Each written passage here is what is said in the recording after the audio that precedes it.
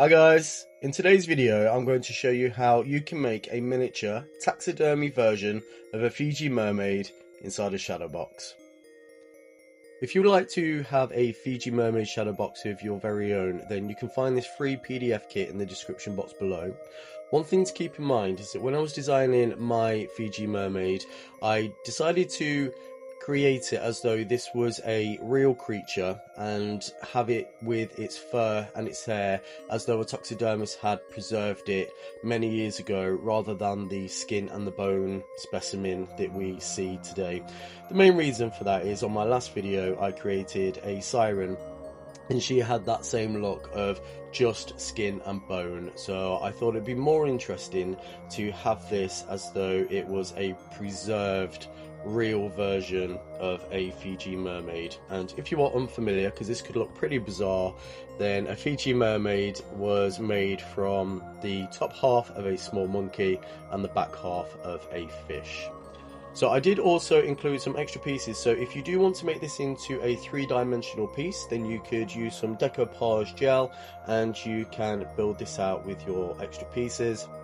And I've also added two different sizes on there as well. The size which I use is the largest size, which would be closer to the 3 foot. So this piece here, you can also use this as a template for the back piece if you want to back your piece. And then when you are cutting out your shadow box, I would recommend if you cut on the inside of your red lines, it gives you a nicer fit. On your internal lines, cut through the middle and score on all of your blue lines. One thing that I also want to say is thank you, Shane, for giving me the idea of a Fiji mermaid. Shane was the very first person to comment on my first video when I was asking what people would like to see, and as soon as he said Fiji mermaid, I thought, amazing, great, I'd love to have a Fiji mermaid, and so this is what I have came up with.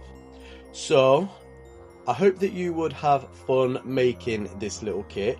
I would also say, when I am folding paper, if you are not following along, that can be pretty boring. It is not interesting. So, you know, you'll be forgiven for skipping. In fact, I'll probably recommend that you skip to an area where I start making the actual product. But if you are following along and you are making this kit, then I would say persevere and maybe watch how the box is built, because there's some certain folds that need to be followed. So, with all that said, I hope you enjoy.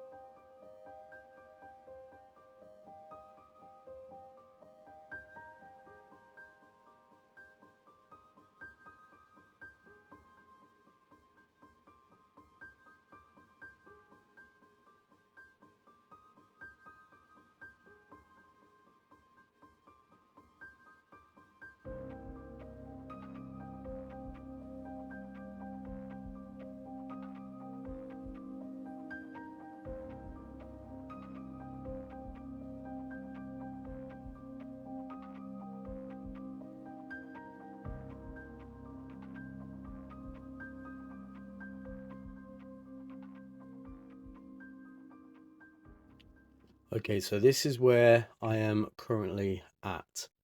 Now, if you are following along with this, or if you're making one, what you would do at this point is you would cut out your outer frame template, which would be essentially the door, and then the piece which is the template for the glass.